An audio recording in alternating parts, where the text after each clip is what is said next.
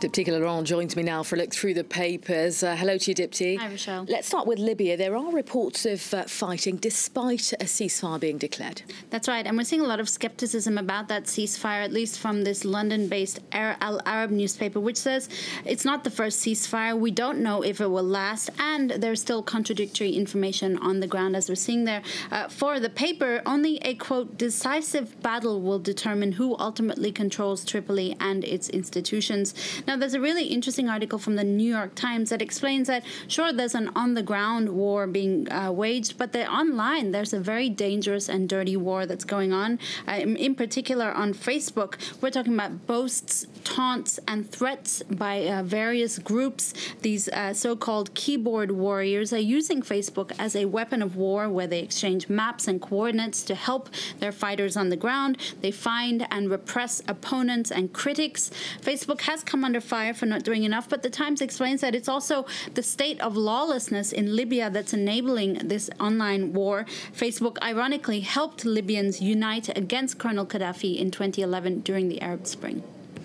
All right, well, moving on, a Washington Post editor is releasing an explosive tell-all book about Donald Trump, Dipti. That's right, and the Washington Post has published some excerpts from that book. It's yet another unflattering portrayal of a chaotic and dysfunctional presidency led by a paranoid, angry man who really just seems to be lost. That's the impression we're getting from this. That book was written by the Post's associate editor, Bob Woodward, and the main theme of it is really the sneaky ways in which Donald Trump's aides tried to control his impulses and prevent disasters.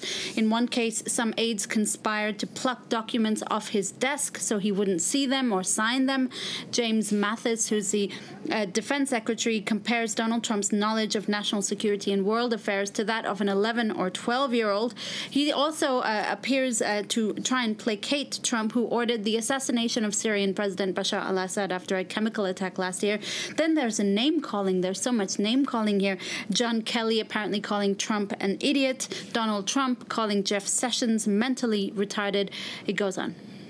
Right, so as well as the criticism being thrown around, how's the White House reacted to this? Well, Donald Trump has called the book nasty and fabricated. Now, what's interesting is the Washington Post has also printed excerpts of a chat between Woodward and Trump.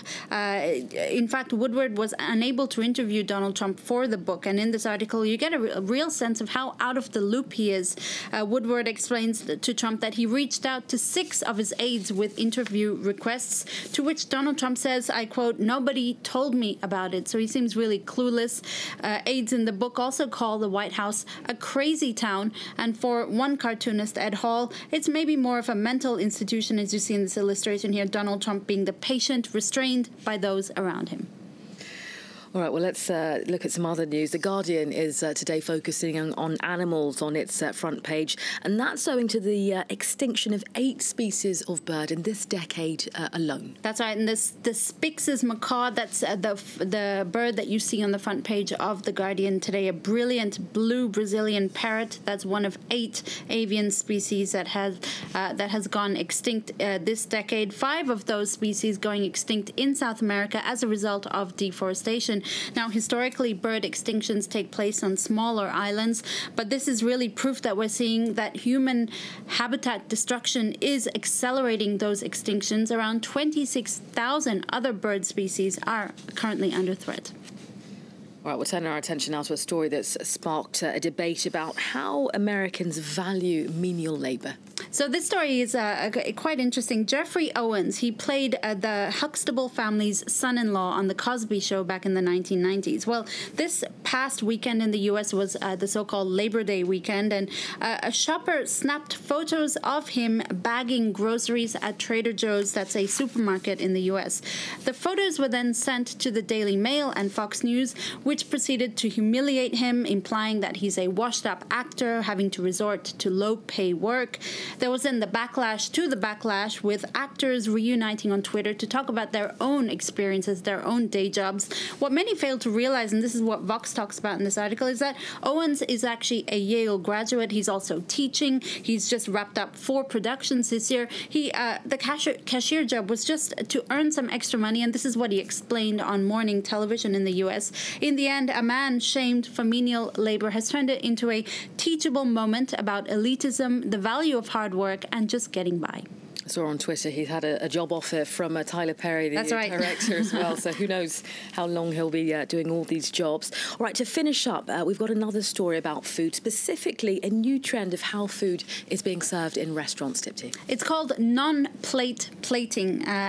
Just to give you an example, in New Zealand, there's a restaurant that serves an oyster and fish egg dish served on a bed of rocks in a bowl. Restaurants around the world are opting out of using a plate and instead resorting to everyday items to serve food. We're talking about ashtrays, wooden stumps, teapots, axes, tennis rackets, flower pots, and even a shovel. In Switzerland, one restaurant served soup in a glass nestled in a stiletto.